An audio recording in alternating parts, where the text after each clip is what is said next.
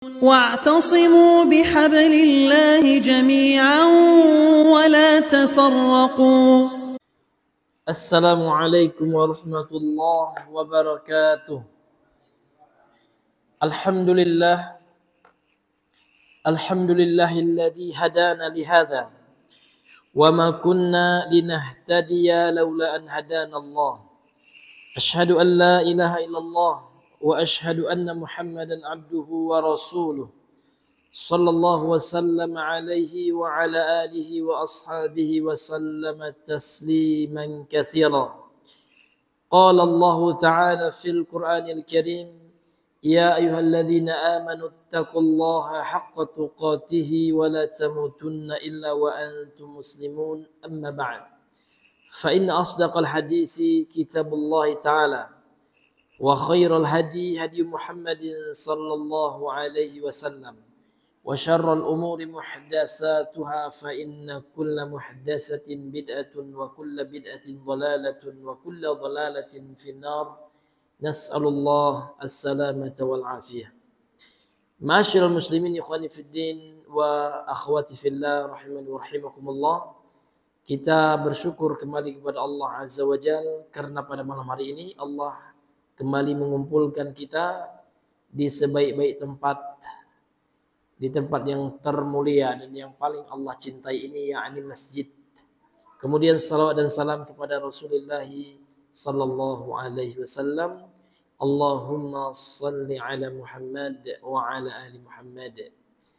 Baik, kita kembali melanjutkan kajian fikih al-muyassar kita, yang mana pada pertemuan yang sebelumnya kita telah menjelaskan tentang bab yang keempat yang berbicara tentang as-siwak. Nah, sekarang kita masuk kepada pembahasan yang berikutnya, yaitu tentang sunanul fitrah, sunnah fitrah. Ma'asyiral muslimin yang Allah muliakan, sunnah di sini ini bukan maksudnya adalah lawan dari wajib, bukan hukum taklifi, bukan hukum yang berkaitan dengan seorang yang telah Allah bebankan syariat yang merupakan lawan dari wajib, yaitu sunnah, bukan. Namun sunnah fitrah di sini adalah sebuah perilaku yang dianjurkan untuk kita lakukan, yang ditekankan oleh Nabi. Maka sunnah fitrah ini ada nanti hukumnya wajib. Contoh khitan bagi laki-laki atau sunat bagi laki-laki itu hukumnya wajib. Artinya kalau seandainya seorang itu sengaja tidak sunat tanpa ada udzur syar'i, maka dia berdosa. Baik, dia berkata penulis di sini, qala al-musannifu rahimahullah, al-mas'alatul khamisah. Pembahasan yang kelima, sunanul fitrati, sunnah fitrah. Dikatakan di sini wa tusamma aidan, dan dinamai juga dengan istilah khisalul fitrah. Khisal ini bentuk jamak dari khoslah. Khoslah itu artinya adalah sifat, sifat-sifat yang berhubungan dengan fitrah manusia. Fitrah di sini maknanya lebih kepada jasad manusia yang berkaitan dengan penciptaan bentuk atau yang berkaitan dengan tubuh manusia lah. Maka berkaitan dengan sunat, karena sunat itu adalah bagian tubuh manusia. Nanti mencukur kumis, karena kumis tumbuh di mana, Pak? Di tubuh juga. Kemudian mencabut bulu kemaluan. Membunting, menggunting bulu kemaluan. Itu dikatakan khisalul fitrah, karena fitrah di sini maknanya sesuatu yang berhubungan dengan tubuh. Sunnah-sunnah, perbuatan-perbuatan yang berkaitan dengan tubuh kita. Ini Pak, ini yang sunanul fitrah ini. Wa dzalika li anna fa'ilaha, karena hal itu disebabkan pelakunya, orang yang melaksanakan khisalul fitrah atau sunanul fitrah ini, yattasifu bil fitratil lati fatarallahu an-nasa 'alaiha wastahabbaha lahum.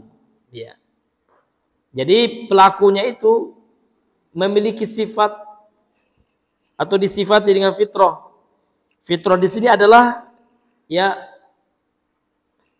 keadaan ataupun ya kondisi manusia yang Allah ciptakan di atasnya. Maksudnya apa, Pak?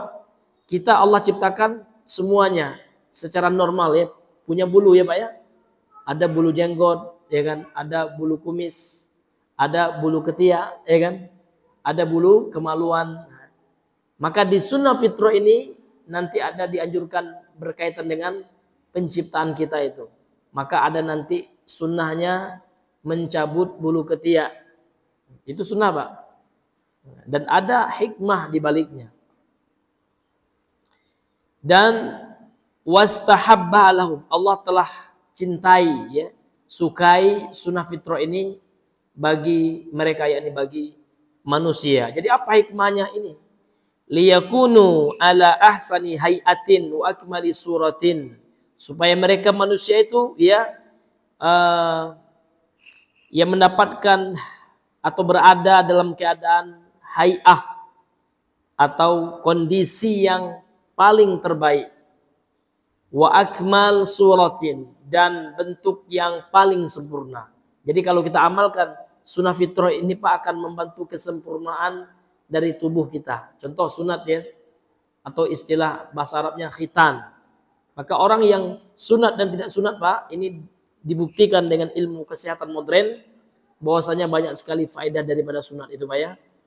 Membantu menjaga kebersihan kelamin kita.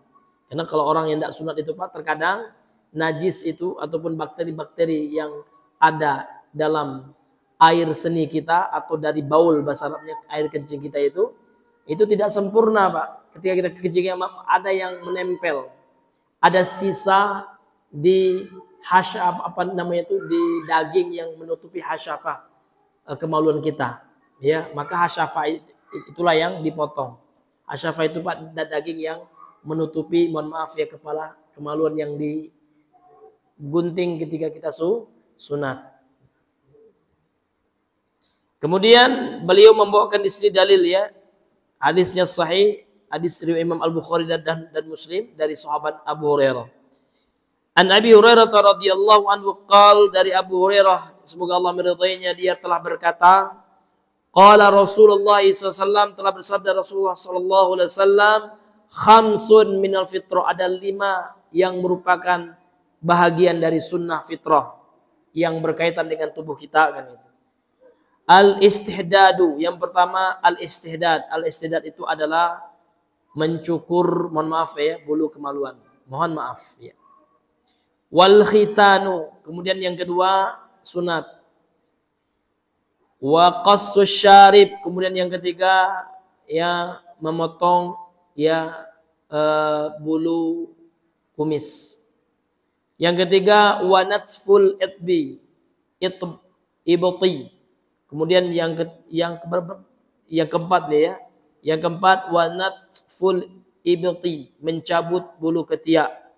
Kemudian yang kelima wa taqlimil adhafiri, dan memotong ya kuku, memotong kuku gitu. Memotong kuku ini 5, Pak. Ini terkait dengan tubuh kita semuanya tuh. Kuku tumbuh ya, berada di tubuh. Ya, tumbuh di tubuh kita. Ya, bulu ketiak di tubuh juga, kumis di tubuh juga. Ini, Pak. Kemudian dijelaskan oleh penulis di sini ya tentang hadis yang dibawakan oleh beliau ini. Yang pertama al-istihdad. Apa itu al-istihdad? Beliau mengatakan wa huwa halqul anati, yaitu memotong bulu, mencukur bulu kemaluan. Wa hiya sya'run nabiti.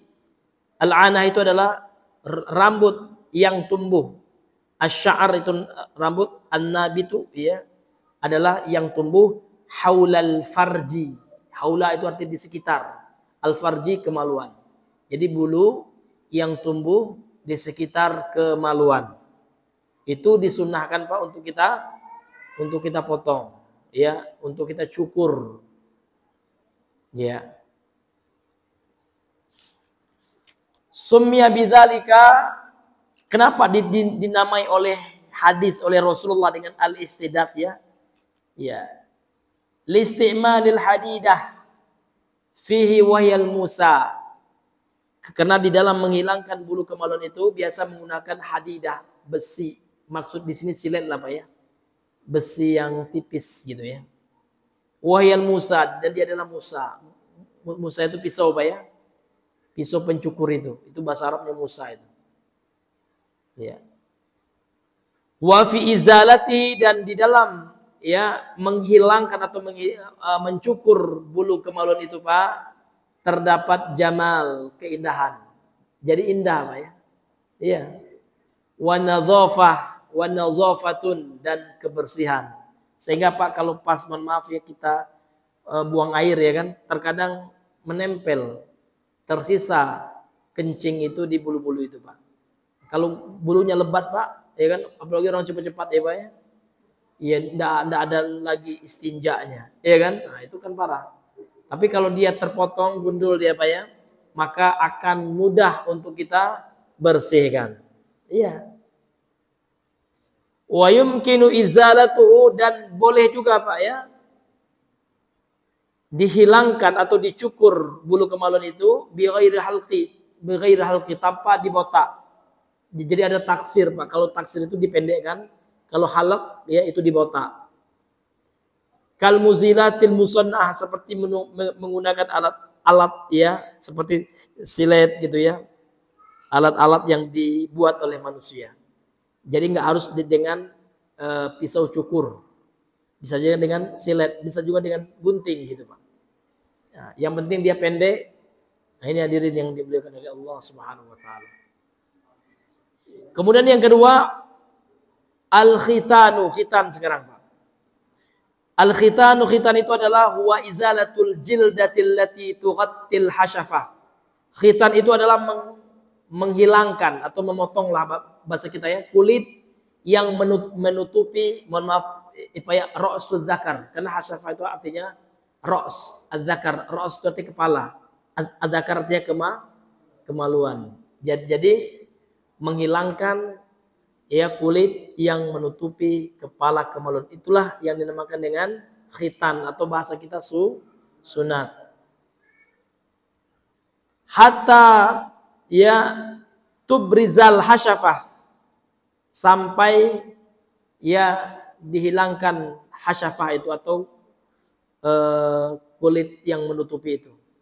Wa hadza fi haqqidz dzakar, dan ini pada laki-laki. Ammal unsa, adapun sunat ya pada wanita, faqat'u lahmatin zaidatin, maka bentuk sunatnya adalah dengan memotong daging ya tambahan, maksudnya daging yang menonjol gitu ya. Fauqa mahallil ilaj, yang berada di atas tempat senggama. Artinya mohon maaf ya, dalam bahasa kedokteran vagina itu kan ada daging yang menonjol, itu cara sunatnya itu yang dipotong. Qila, dikatakan innaha, bahwasanya daging yang menonjol itu tushbihu urfadik, menyerupai jengger ini ya, jengger ayam ya Pak ya. Memang seperti itulah yang dibahas oleh ulama fikih Pak. Jangan ketawa kita ya, senyum aja nggak apa-apa ya. Ya karena itulah ya yang dibahas oleh ulama fikih, ini ilmu Pak. Ya. Bahkan ulama fikih Pak suka diejek ya. Bahkan Imam Ahmad kan beliau ulama hadis ya, fikih juga Pak. Karena sering bahas tentang masalah kewanitaan, tentang masalah haid, maka beliau dilecehkan oleh orang Khawarij. Jadi apa kata orang Khawarij, Imam Ahmad ini itu ulama haid dan nifas itu ya. Ngapain gitu ya. Diejek, enggak boleh Pak ya. Yang namanya ilmu agama itu walaupun masalah haid ya, masalah sunat gitu ya, namun ini tetap ilmu, tetap berkah apabila kita niatkan mempelajarinya karena Allah Subhanahu wa taala ya. Was-sahih, dan pendapat yang kuat, artinya ada khilaf ya, ada khilafiyah di sini, ada perbedaan pendapat tentang hukum sunat bagi laki-laki. Namun pendapat yang sahih, pendapat yang kuat, hukum sunat bagi laki-laki annahu wajibun. Hukumnya apa Pak? Wajib. Artinya orang ya sengaja tidak menyunatkan anaknya, berdosa orang tuanya. Ya, orang tua berdosa kecuali orang tuanya tidak mampu. Maka sanak familinya harus membantu ya orang tuanya untuk menyunat anaknya.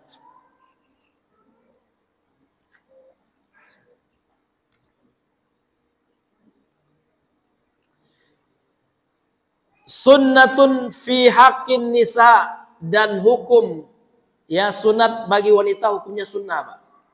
Hukum sunat bagi laki-laki hukumnya apa, Bang? Wajib. Bagi perempuan sunnah. Artinya kalau perempuan tidak sunat pun tidak boleh kita katakan berdosa, enggak. Namun lebih utama untuk disunat. Karena kita mengamalkan sunnah. Nah, gitu. Karena sekarang dengar-dengar ada canang atau wacana dari puskesmas ya, wanita nggak boleh lagi disunat. Betul lah, Bang? Sahih ya? Nah, kalau seperti itu ini akan menghilangkan sunnah ini. Maka dikembalikan kepada orang tua. Harus kita taati Rasulullah nomor 1, Pak ya. Iya. Karena memang banyak manfaatnya juga wanita itu disunat. Tentu yang menyunatnya seorang yang pakar ya, yang profesional. Jangan terlalu dalam ya. Kekasihan wanitanya kan akan menghilangkan gairahnya, Pak. Kalau seandainya terlalu dalam. Ya kan? Namun ada memang batasan-batasan yang diketahui oleh ahlinya, oleh pakar, oleh tenaga profesional dalam sunat wanita ini. Enggak semua bisa sunat wanita, Pak. Ya, hanya orang-orang yang punya pengalaman saja dan tahu ilmunya, Pak ya. Dalam hal itu, dan lebih tepatnya konsultasi dengan dokter juga. Nah, maka dokter akan memberikan saran-saran kalau anak kita perempuan, Pak ya, bagaimana sunatnya kan gitu. Kemudian beliau mengatakan wal hikmatu fi khitanir rajul, hikmah ya dari syariat sunat bagi laki-laki itu adalah tathhiruz zakar, ya membersihkan zakar, kemaluan, minan najasati al-muhtaqinah fil qulfati, ya membersihkan zakar yang terkadang nempel gitu, Pak ya, di kulfah. Jadi kulfah itu apa, Pak?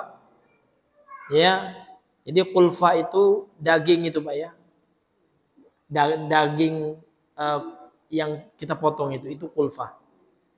Kalau kepalanya namanya hasyafah. Iya.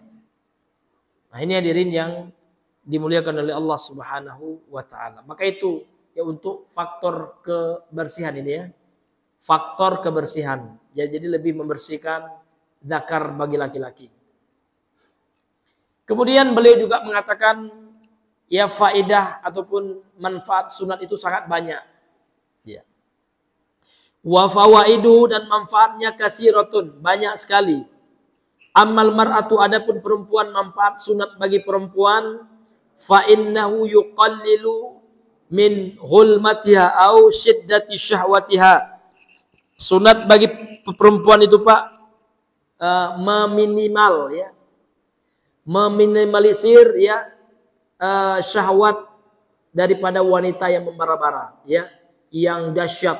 Nah, ya, jadi memang pada dasarnya wanita itu syahwatnya kuat gitu, Pak ya. Dan itu pun dibuktikan oleh medis juga gitu ya. Nah, dan kenapa Islam mensyariatkan sunat bagi perempuan ini yuqallil, ya memperkecil, mengurangi gitu ya syahwat yang begitu besar itu dengan adanya sunat ya kan, maka akan mengurangi itu, Pak. Namun jangan pula kata ulama ya terlalu dalam ya, dan ini juga akan menzolimi wanita kan gitu.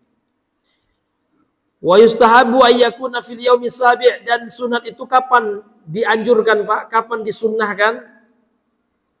Dilakukan pada hari ke-7, artinya pada usia 7 hari lil maulud, bagi anak yang baru lahir. Ya, oh kok cepat nian Pak Ustaz begitu, Pak? Bahkan dokter sekarang, Pak, boleh ya. Bahkan bagus. Karena anak bayi kalau kita sunat itu, Pak, maka pemulihannya itu lebih cepat. Karena memang ya, sel-selnya masih segar-segarnya gitu, Pak ya. Jadi sel itu cepat ya, bereaksi cepat pulih. Beda dengan kita lah tua nih, Pak ya. Lah tua baru nak sunat, tiba ya, lamonian nunggu ininya Pak, nunggu keringnya seminggu, sepekan gitu kan. Tapi kalau anak bayi cepat. Makanya disunahkan dalam Islam itu Pak, disunat anak itu usia 7 hari. Sudah ada Pak yang mempraktekannya Pak? Ada, 7 hari. Sebulan lewat tuh. Yang 7 hari. Siapa? Abang? Hah? Anak abang? Bukan abang ya? Anak abang ya? Bukan beliau katanya. Anak. Kalau abang umur berapa? Oh iya. Iya. Abang tamat SD. Ada juga kawan tamat SMP katanya.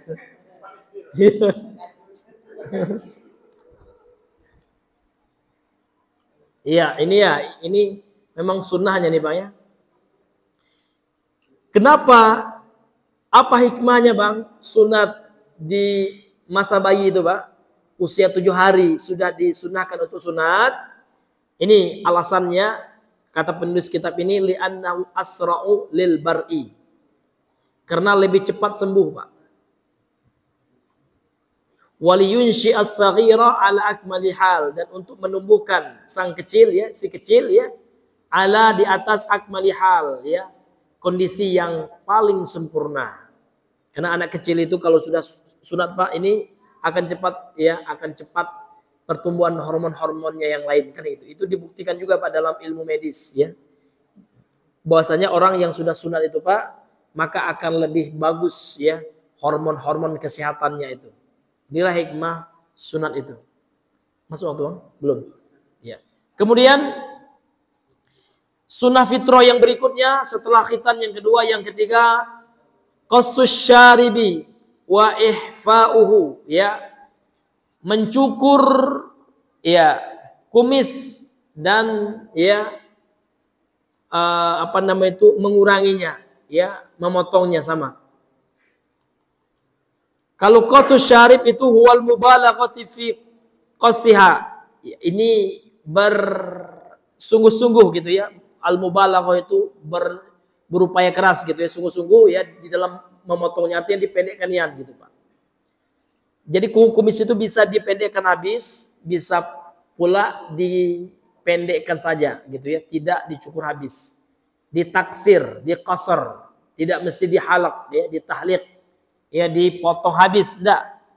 Ya, 5 fi dzalika minat tajammul, karena ketika kita rapikan kumis kita, maka itu di dalamnya ada ya bentuk menghias diri, Pak. Ya kalau kumisnya panjang nian, Pak, subhanallah Pak ya. Lain bentuknya Pak ya, bahkan tidak sedikit digunakan untuk ya penyaring teh atau kopi gitu ya. Nah, tentu itu akan membuat keadaan orang itu tidak jamil lagi ya. Iya, tidak ganteng lagi ya. Ya, kemudian apalagi hikmahnya, ada di dalamnya hikmah kebersihan juga, wan nadhafah. Ya, kebersihan. Kemudian yang terpenting adalah wa mukhalafatul kufar, dan menyelisihi orang-orang kafir. Karena memang kebiasaan orang kafir di masa Rasulullah, mereka itu memotong jenggot dan memanjangkan kumis. Maka disuruh oleh Nabi Bapak khaliful Yahud ya. Selisihilah orang-orang Yahudi. Ya, potonglah kumis dan biarkan jenggot gitu Pak. Kemudian kata beliau, waqad waradatil ahaditsus sahihatu fil hathi ala qassiha. Maka sungguh telah terdapat hadis-hadis yang sahih yang menganjurkan ya memotong kumis tersebut. Wa i'fa'il lihyah, kemudian membiarkan jenggot. Wa irsaliha, dan ya sama i'fa dengan irsal itu sama, dibiarin ya, dijuntaikan gitu ya. Jadi kita disunahkan untuk apa? Membiarkan jenggot, biarkan terjuntai, itu irsal itu ya. Wa ikramiha, dan memuliakannya dengan tidak mencukur dan memotongnya. Jadi jenggot Pak jangan kita sentuh. Jangan pula dirapikan, itu yang pendapat yang kuat. Sunnah jenggot jangan dirapikan, potong dikit nggak apa-apa Pak, jangan gitu. Karena Nabi menyuruh kita untuk tidak memotongnya walaupun sedikit ya. Nah ini hadirin yang dimuliakan oleh Allah. lima fi baqa'il ihya minal jamali wa madharil rajulati. Iya, hikmahnya apa? Karena di dalam membiarkan jenggot itu terdapat ya keindahan. Jadi laki-laki itu Pak akan kelihatan sebagai laki-laki ketika jenggotnya panjang. Nah, dan ada ya penampilan kelaki-lakian itu tampak Pak, bukan seperti boti. Boti tahu Pak ya? Apa kepanjangan Pak? Iya. Jadi intinya yang ini Pak ya, cowok yang menyerupai wanita, itu boti ya. Gemulai ya kan. Ngomong didayukan, jari jemari dilentik-lentikkan, itu tidak boleh Pak. Itu dapat laknat dari Allah. Yang bilang siapa? Nabi. Dalam hadis sahih Nabi mengatakan la'anallahu ya kan? La'anallahu ya kan al-mutasyabbihin minar rijal. Ya kan? Allah Subhanahu wa taala bin nisa ya, melaknat laki-laki yang menyerupai perempuan. La'anallahu al-mutasyabbihin minar rijal bin nisa. Atau kama qala Nabi sallallahu alaihi wasallam. Kemudian sebaliknya Allah juga melaknat wala'anallahu al-mutasyabbihat ya minan nisa'i bir rijal. Dan Allah juga melaknat wanita yang menyerupai laki-laki, tomboy. Itu haram Pak hukumnya wanita yang tomboy. Jadi wanita harus seperti fitrahnya seorang wanita, laki-laki harus fitrah seperti laki-laki. Maka bencong dalam Islam haram. Ya, walaupun mohon maaf ya, kecenderungan seksnya tetap laki-laki dia, atau tetapi dia suka niat meniru gaya cewek Pak. Walaupun kecenderungan seksualitasnya adalah suka wanita juga, tapi penampilannya kayak cewek, haram ya. Dan itu dosa besar. Karena ulama mengatakan, Imam Az-Zahabi ya, diantaranya dalam kitabnya Al-Kabair itu Pak, ketika beliau menjelaskan dhawabit atau batasan dosa besar itu, diantara dosa dikatakan dosa besar, kata beliau, kalau ada ancaman laknat dari Allah dan Rasulnya. Ini laknat ini. La'anallahul mutasyabbihin minar rijali bin nisa. Jelas sekali Pak ya. Allah itu melaknat laki-laki yang menyerupai wanita. Ya. Bagaimana itu Pak? Menyerupai sesuatu yang menjadi ciri khas wanita. Contohnya apa Pak? Pakai rok. Ini pakai rok pula. Iya. Karena pakai rok itu sudah ciri khas wanita. Pakai, mohon maaf ya, pakai ya underwear wanita. Iya kan? Nah, itu haram juga Pak. Nah, harus kita pisahkan mana yang laki-laki, mana yang perempuan. Atau pakai gelang untuk hiasan. Itu kan ada juga cowok Pak ya. Sebenarnya lihat ya. Cowok pakai gelang. Nah, ini dosa besar itu. Tidak boleh. Tapi kalau pakai cincin ada sunnahnya Pak. Dan tidak termasuk tasyabbuh dengan perempuan. Atau pakai kalung Pak. Hati-hati anak kita yang cowok dikasih pula kalung, jangan. Kalung itu min khasaisil mar'ah itu. Kalung itu adalah ya ciri khas perempuan. Dikasih kalung pula anak cowok. Nah. Pakai anting juga. Ada nggak Pak sekarang anak cowok pakai anting Pak? Banyak ya ada. Laknat itu, dosa besar. Nauzubillahi min dzalik, harus dikasih tahu Pak ya. Karena anting ini kekhususan ya, khusus ya perhiasan wanita dan tidak boleh laki-laki untuk menyerupainya. Demikian juga sebaliknya Pak, cewek ya rambutnya botak, tidak boleh. Karena yang botak cukuplah orang yang habis tahallul ya.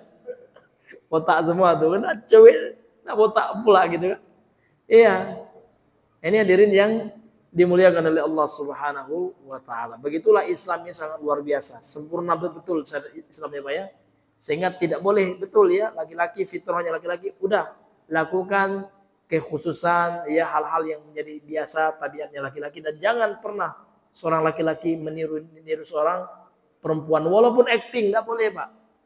Kan ada pula, saya kan artis Pak Ustadz ya kan, walaupun artis Pak, nah artis ya kan. Yang namanya syariat tidak menjadi halal yang haram itu dengan alasan ya bukan sebenarnya, cuman bohong-bohong. Nggak boleh kita bercanda, nggak boleh dengan yang haram, Pak. Makanya berdusta itu nggak boleh kita candain, ya kan? Kalau kita ingin canda, contohlah Rasulullah, beliau bercanda juga betul, namun candanya betul, Pak. Candanya tidak ada unsur kedustaan di dalamnya. Pernah beliau, Pak, ini disebutkan dalam hadis Sahih Al-Bukhari, Pak, ya. Ada seorang nenek ya kan, yang bertanya ya kan, apakah saya setelah melakukan amalan ini ya, sholat ya kan, sholat tahajud, kemudian puasa gini, apakah saya masuk surga ya Rasulullah? Adkhulul jannata ya Rasulullah? Maka Nabi mengatakan ya kan, al-ajuzu la tadkhulul jannah. Kata beliau, nenek-nenek itu enggak akan masuk surga gitu. Lantas menangis nenek, ya Allah gitu ya. Jadi sia-sialah amalan aku selama ini ya Rasulullah. Enggak. Ya. Kalau ibu insya Allah masuk surga, yang saya maksud itu adalah nenek-nenek, karena ibu ketika di surga enggak nenek-nenek lagi gitu kan. Ibu akan Allah bangkitkan ya menjadi wanita cantik ya yang berusia 33 tahun gitu, Pak. Nah, jadi memang enggak ada lagi penduduk surga itu yang nenek-nenek.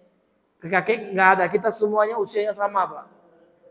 Jadi bapak dengan anak bapak besok sama, kalau sama-sama masuk surga gitu. Ini hadirin yang dimuliakan. Jadi Nabi nggak bohong, ya. Nabi canda juga, namun tidak ada unsur kebohongan di dalamnya. Ini hadirin yang dimuliakan oleh Allah Subhanahu wa taala. Kata beliau, waqad waradatil ahaditsus sahihah fil hathi ala qassihi, dan telah terdapat hadis-hadis yang sahih dalam anjuran untuk memendekkan kumis, wa i'fa'il lihyati, dan membiarkan jenggot, wa irsaliha wa ikramiha, membiarkan dan memuliakan jenggot tersebut, yang mana ini telah kita sebutkan ya bagaimana hikmahnya seseorang memendekkan dan memanjangkan jenggot, karena akan lebih menampakkan identitas dia sebagai laki-laki. Maka di sini dikatakan di fi baqa'il lihya minal jamal wa madhar ar-rajulah.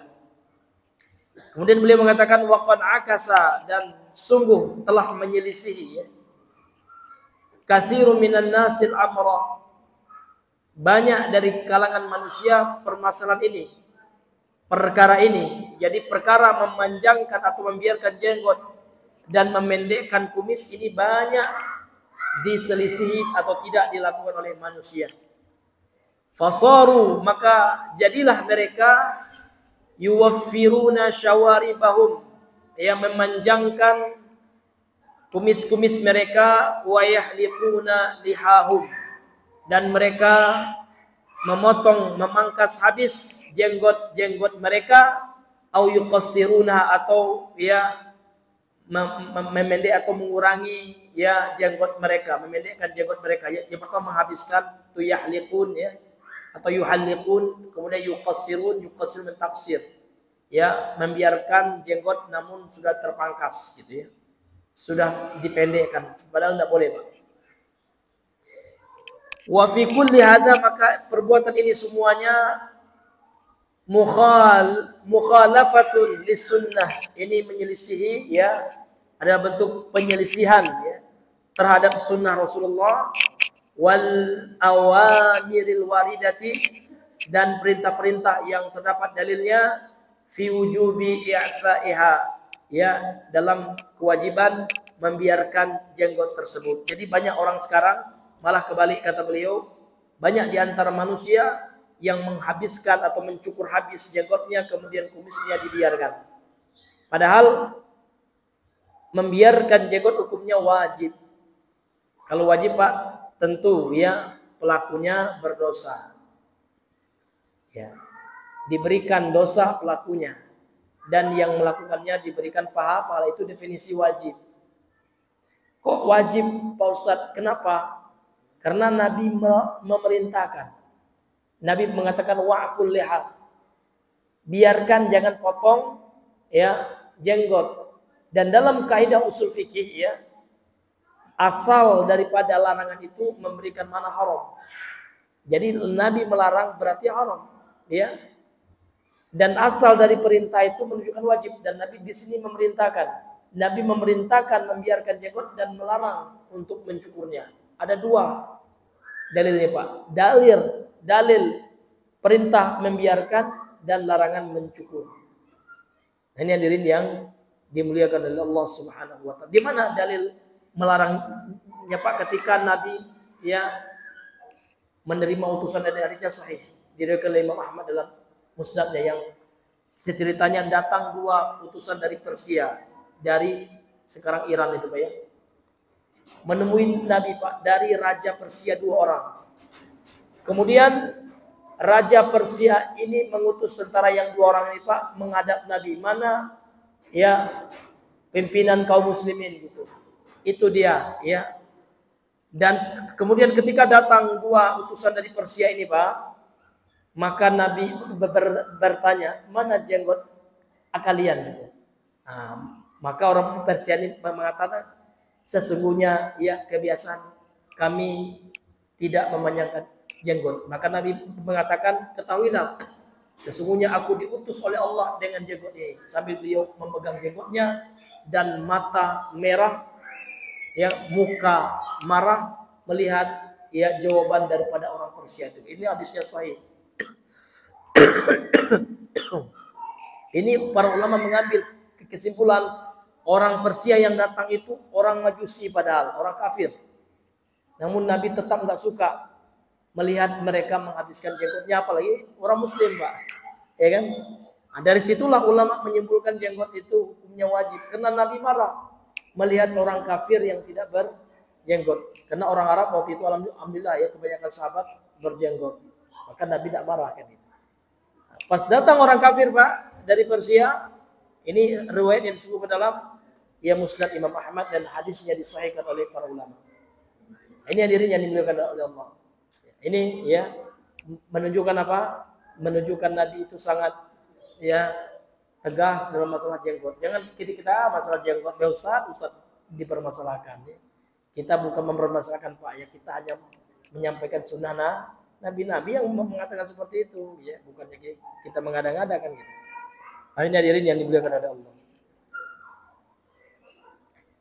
Kemudian fa'alal muslim, kata beliau, dan wajib bagi seorang muslim an yaltamiza bihadal hadyin nabawi, untuk berpegang teguh ya, untuk ya istiqomah dengan hidayah kenabian atau dengan sunnah Nabi ini.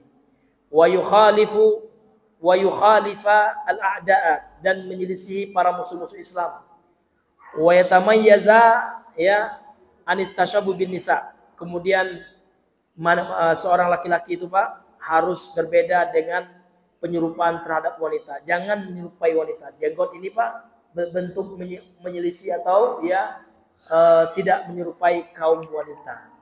Karena kaum wanita lah yang tidak berjenggot. Jangankan manusia, Pak, singa saja, yang perempuannya, yang betinanya dati jenggotnya, ya Pak. Nah, lihat singa gagah, supaya kalau dipotong singa itu kayak bencong, kayak singo batino, ya kan? Kita ingin sesinga nih kan? Lihat singa, Pak, masya Allah ya, yang mengalahkan jenggotnya Ustaz Syafiq, ya lebih lebat singo lagi. Tengok di video, iya Bang. Iya, singo masya Allah ya. Tidak ada singo yang motong jenggot, masa kita kalah dengan singo kan gitu. Iya. Iya, ini hadirin yang dimuliakan oleh Allah Subhanahu wa taala. Iya. Kemudian yang keempat, taklimul adhafir, memotong kuku. Wa huwa qaswa, yaitu memotongnya. Bihaitsu la tatruk hatta tatul, jangan dibiarkan kuku itu sampai panjang gitu. Adapun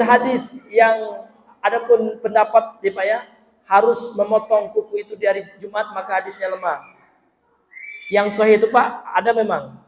Yang sahih itu, Pak, hadisnya sahih diriwayatkan oleh Imam Muslim dalam sahihnya. Rasulullah dari hadis Anas ini ya, Rasulullah mengatakan, Anas mengatakan, waqatalana fi qasis syaribi wa taqlimil adhafiri wa natfil ibti wa halqil anati wa alla tatruka aktsara min arba'ina lailatin. Ini hadis sahih riwayat Imam Muslim. Jadi kata Anas, Rasulullah telah menetapkan waktu bagi kami dalam mencukur kumis, memotong kuku, mencabut bulu ketiak, memotong bulu kemaluan, dan janganlah kita membiarkan kumis, kuku bulu kemaluan lah dibiarkan panjang-panjang Pak keriting pula nauzubillah aksar min arba'ina lailah, lebih lama atau lebih dari 40 malam atau 40 hari Pak. Jadi kalau seandainya sudah 40 hari Pak, ulama mengatakan makruh hukumnya. Tapi kalau seandainya lah joroknya Pak pas makan tuh lah hitam-hitam itu bisa mengarah kepada haram. Maka sunahnya Pak, jangan sampai lah lewat 40 hari Pak, Anda kita potong-potong sumi kita atau kumis kita atau bulu kemaluan kita atau bulu ketiak kita atau kita Pak Nah, itu batasnya jangan sampai lewat 40 hari. Tapi kalau sebelum 40 hari itu lebih bagus Pak Nah, ini. Namun tidak ada Pak pengkhususannya harus hari Jumat, tidak ada. Kan ada juga sebagian orang sunnah Pak Ustadz nyukur kuku motong kuku hari Jumat, tidak ada. Hadisnya tidak ada. Nah, hari Jumat, Senin, Ahad boleh. Yang penting yang penting dipotong Pak. Ini hadirin yang dimuliakan oleh Allah Subhanahu wa taala. Wa taqlimu, dan memotong kuku itu jemaluha, ini akan membuat kuku itu indah Pak. Jadi kuku ini indah itu bukan yang dipanjangkan enggak. Kan orang sekarang Pak cewek-cewek dipanjangkan pakai kutek. Enggak ada, itu menyerupai setan.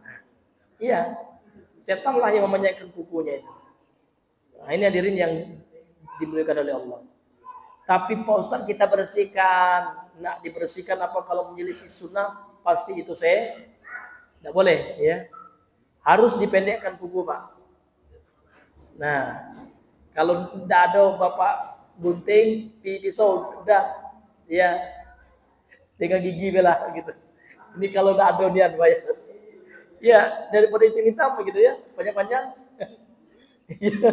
Nah, ini hadirin yang dimuliakan. Kalau tidak ada, tapi kalau ada harus dengan gunting gitu Pak, atau dengan penjepit kuku itu Artinya jangan biarkan kuku memanjang.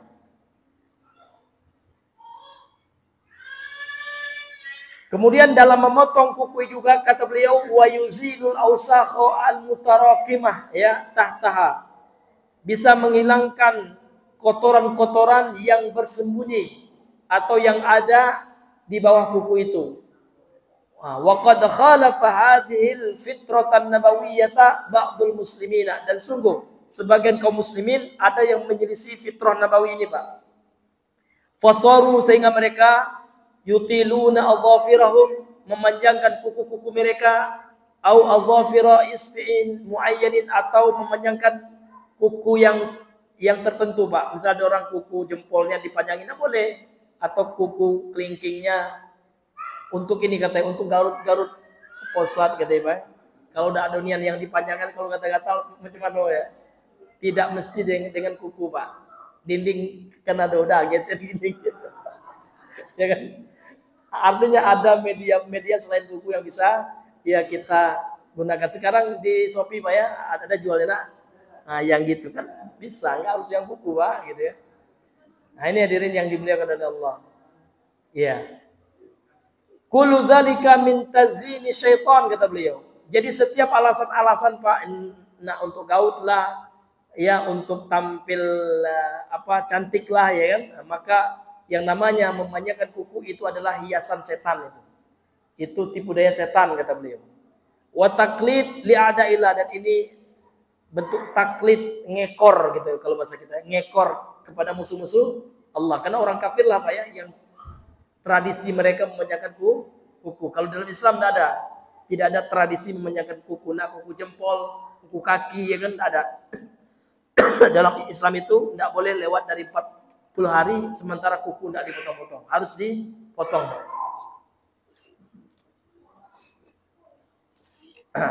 Kemudian yang kelima, sunnah fitrah yang kelima. Wa natsful ibti, mencabut bulu ketiak. Kalau dipotong, kalau dicukur gimana? Boleh juga. Tapi kalau dicabut itu Pak lebih lama dia. Ya kan? Dan tidak membuat tumbuhnya kasar-kasar. Karena banyak orang kasar karena kebiasaan dicukur. Yaitu izalatu sya'rin nabiti fih, yaitu menghilangkan rambut yang tumbuh padanya, yakni pada ketiak tersebut.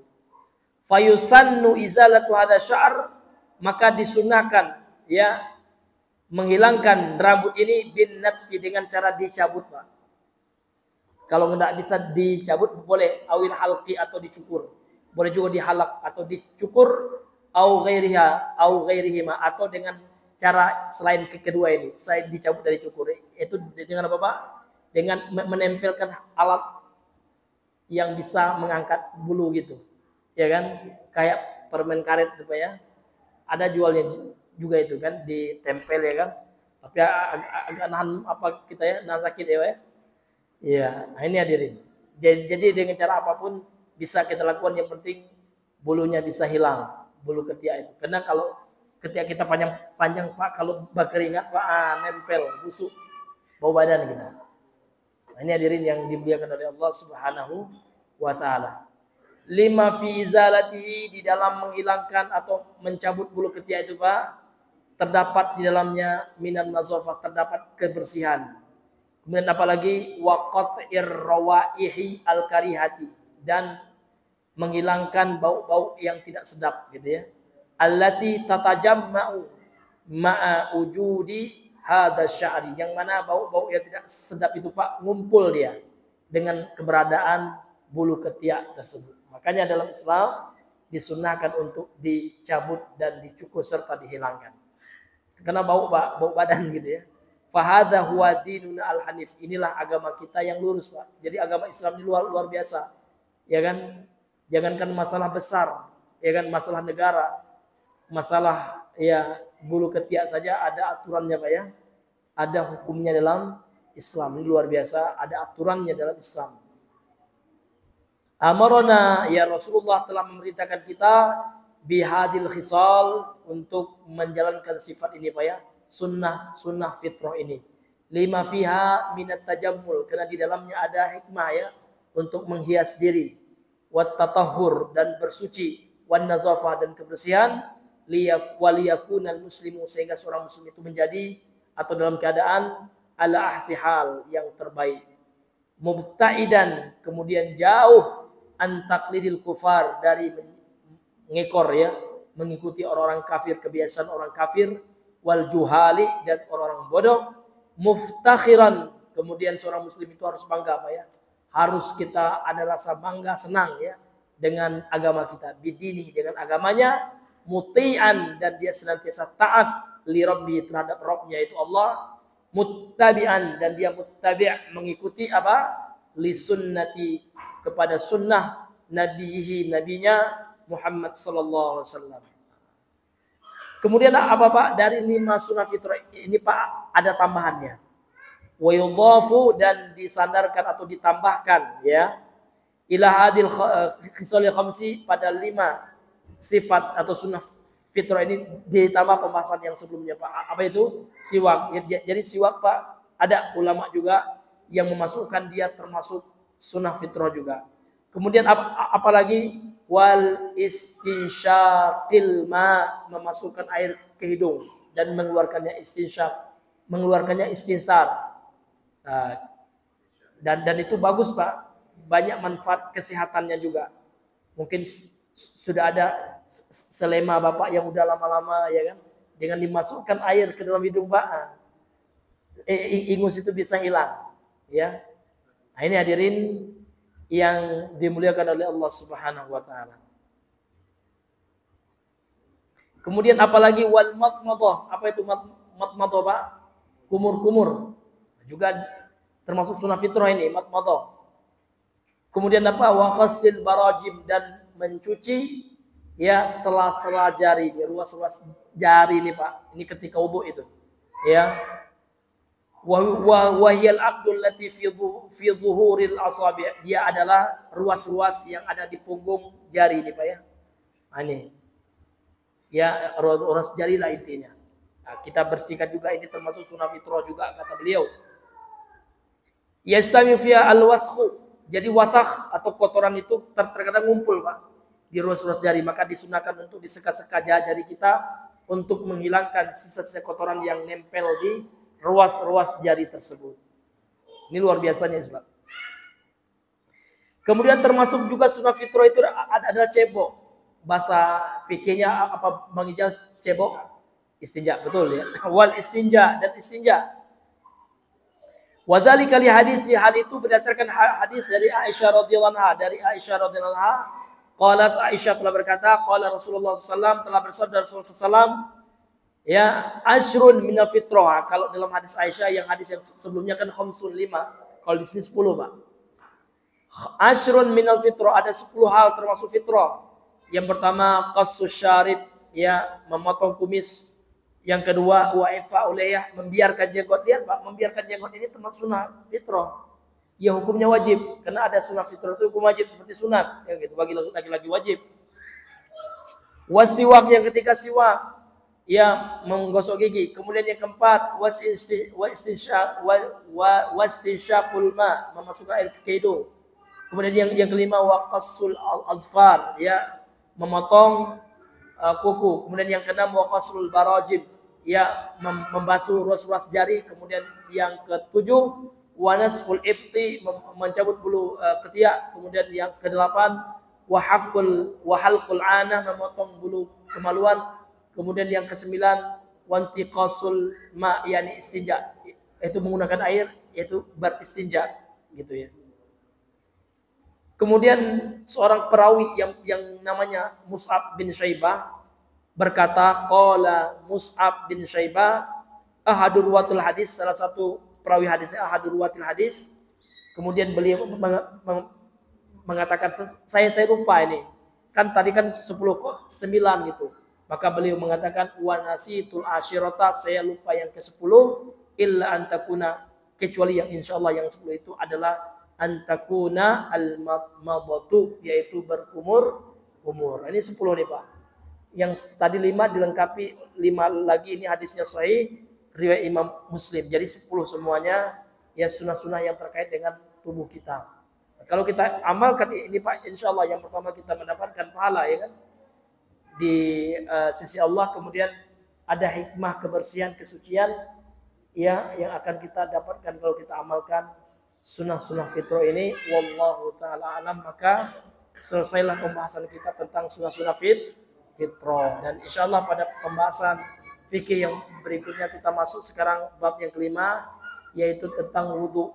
Namun karena mengingat waktu Pak ya, ini kita ya bahas pada pertemuan yang berikutnya. Kalau Allah masih ya mentakdirkan kita untuk hidup ya Pak, masih menghirup udara segar, belum ya diwafatkan oleh Allah. Kan kita nggak tahu ajal Pak ya. Boleh jadi habis setelah ini Bapak yang duluan atau saya, Allah alam ya. Ya. Makanya kita nggak boleh memastikan pasti kita belajar lagi, belum tentu Pak ya. Namun kita berharap Allah panjangkan usia kita untuk bisa menambah amal kebajikan kita dan menambah tabungan akhirat kita. Ya, wallahu taala alam bisawab. Sebelum tutup, mungkin ada di antara para ikhwan atau sekalian yang ingin bertanya, maka kami persilakan. Iya ya. Waalaikumsalam warahmatullahi wabarakatuh. Bismillah.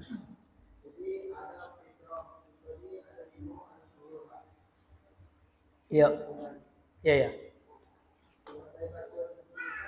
Iya ya. Bulu hidung ya. Iya.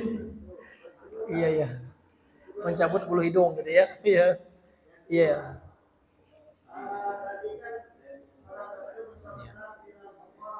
Iya.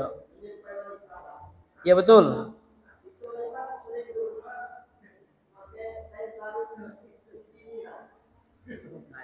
Iya, iya.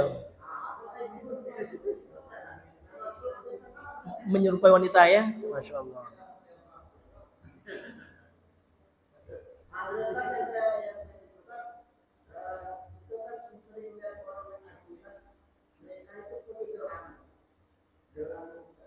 Iya.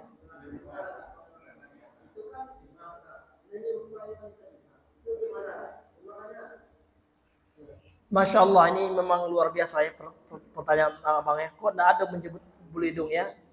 Maka mencabut bulu hidung ini ya ini termasuk perkara mubah gitu ya. Ya, karena dia bukanlah sesuatu yang ada dalil yang melarangnya ya. Tidak ada kecuali ada nas Pak ya yang melarangnya. Maka kita kembalikan kepada kaidah dalam agama kita la dharara wa la dirara. Tidak boleh membahayakan diri dan tidak boleh menjadi penyebab ya membahayakan orang lain ya. Selama mencabut bulu hidung itu aman menurut medis ya kan. Dokter mengatakan tidak jadi masalah ya. Mencabut bulu hidung itu tidak ada resiko kesehatan maka hukumnya boleh Pak. Iya. Dan kalau seandainya ada manfaat ya Pak, boleh jadi mustahab, dianjurkan gitu.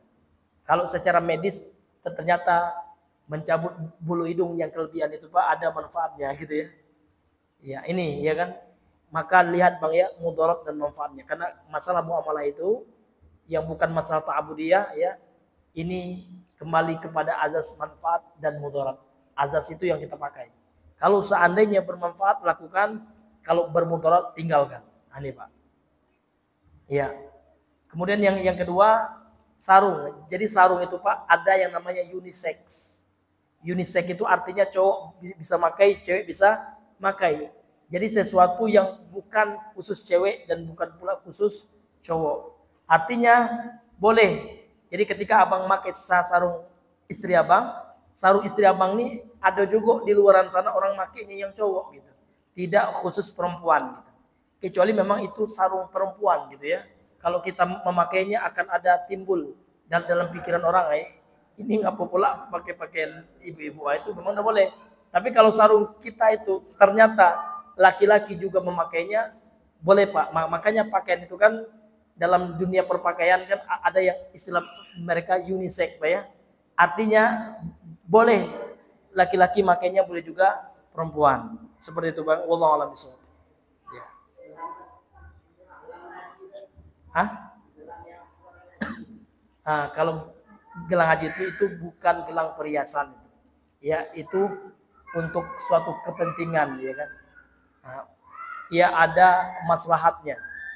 Tapi selama itu dipakai bukan untuk perhiasan, ada gunanya. Bang ya, apa gunanya Bang? Untuk apa? Ya, kalau untuk seperti itu, ya insya Allah diperbolehkan. Tapi pas haji, Bang, janganlah setiap haji dipakai juga gelang itu apa untuk hiasan itu tidak boleh. Ya, atau seorang yang masuk sebuah event ya sebuah acara, maka untuk mengetahui dia itu member ya telah bayar tiket, terkadang dikasihnya gelang ya, untuk menandakan bapak itu adalah member yang telah terdaftar secara resmi. Itu tidak jadi masalah karena ada kebutuhannya Pak, ada hajatnya, ada keperluannya untuk suatu keperluan tertentu yang setelah acara itu usai tidak ada pakai gelang lagi dia kayak gitu. Ya Allah alam bisawab.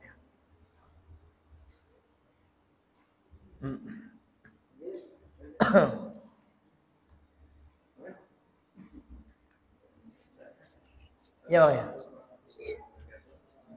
Waalaikumsalam warahmatullahi wabarakatuh.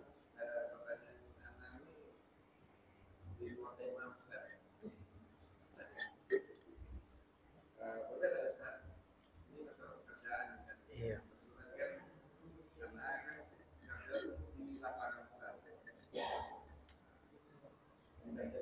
Iya.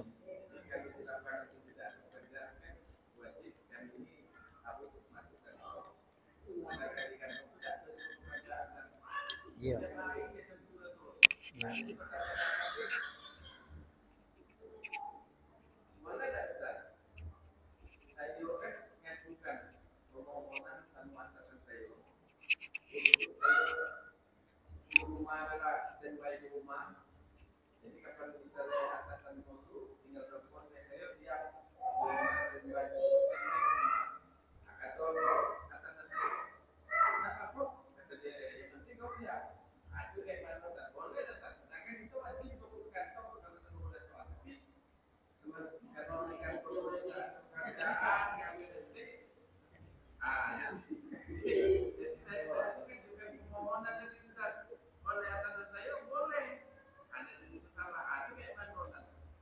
Iya, kalau dalam akad pekerjaan itu tentu ada azas keterikatan dengan akad gitu. Kalau akadnya mengatakan boleh, boleh.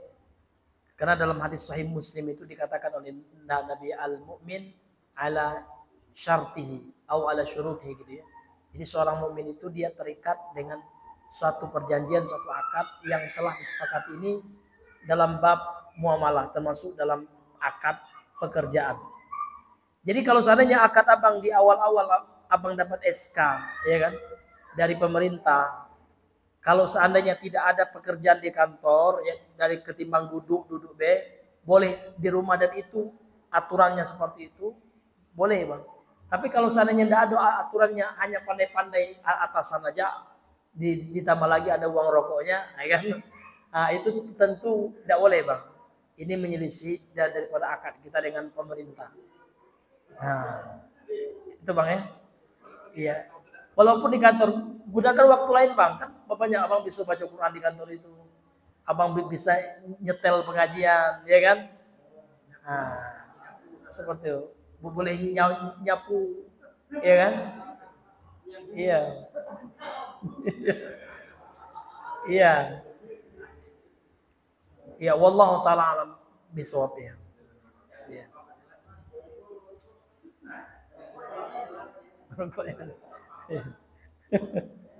Iya. Ada yang lain bang ya?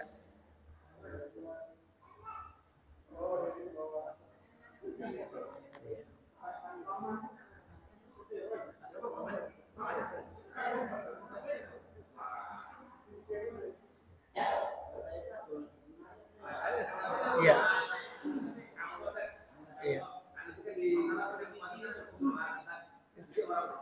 Bagaimana bang? Macam mana? Bagaimana? Ulang lagi? Cepat ya lagi. Ya abang sholat ya. Iya ya. Iya. Betul ya. Iya. Iya.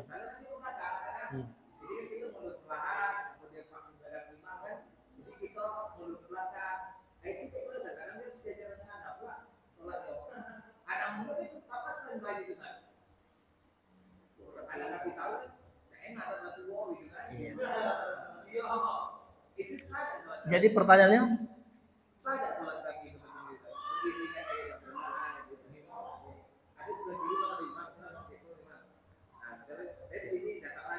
iya. Iya. Iya, jadi ya ulama sepakat ya bang, kalau seandainya makmum tidak mendahului imam, artinya tidak di depan imam itu sah sholatnya bang. Walaupun dua orang tetap ketiganya sejajar itu sah. Tapi yang disepakati ulama sependek yang anak pelajari itu bang, kalau imamnya itu ke depan, ya kan, maaf, kalau makmumnya itu lebih mendahului imam, lebih ke depan, agak ke depan walaupun satu jengkal ya, ini sepakat ulama fikih itu batal sholatnya gitu. Makanya dalam madhab Syafi'i itu pak, mereka kalau dua orang itu enggak sejajar, tapi dalilnya akal gitu ya.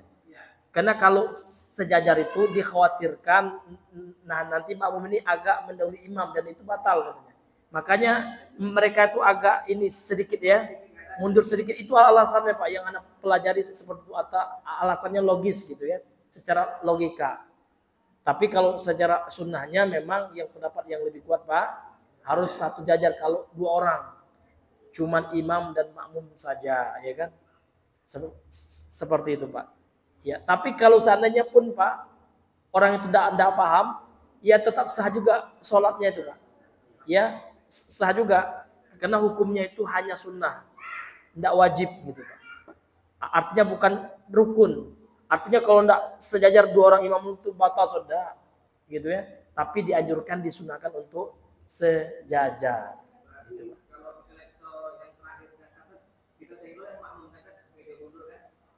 Boleh juga, atau kita inisiatif maju, boleh juga. Kita yang imam lebih agak maju. Iya, iya. Boleh, iya. Karena kalau bergerak itu ada hajatnya Pak, ada suatu kebutuhan dibolehkan. Karena Nabi pernah juga bergerak-gerak gitu kan. Iya, jadi Nabi itu Pak pernah sholat ya kan, bukakan pintu. Karena Aisyah waktu itu masuk dan Aisyah tidak tahu Nabi lagi sholat gitu. Mau masuk Nabi ya berjalan ke depan, dibukanya pintu, habis itu ke belakang lagi. Namun ingat Pak, ada gerakan yang membatalkan sholat Pak. Kalau gerakannya itu menyerupai rukun. Contoh menyerupai ruku. Contoh ini Pak ya, Bapak lagi tegak. Tegak ini yang tidak membatalkan kalau jalan seperti ini atau kalau gini mengambil. Tapi kalau Bapak lagi tegak ini Pak, kemudian Bapak mengambil AP, ini namanya menyerupai rukun, batal sholat kita. Nah, hati-hati itu. Jangan pas kita sholat gini kan menyerupai ruku. Batal itu. Nah, tapi kalau masih posisinya berdiri ini, itu dah. Ini yang dijelaskan oleh para ulama gitu Pak ya. Nah, ya, wallahu a'lam bishawab. Hah? Enggak batal betul karena tidak ada gerakan yang menyerupai suatu rukun. Nah, gitu. Ya. Wallahu taala alam bishawab.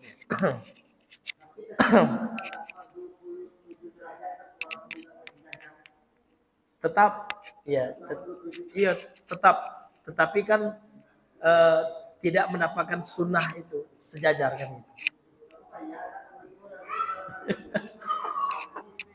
Iya. Ada lain Pak? Iya.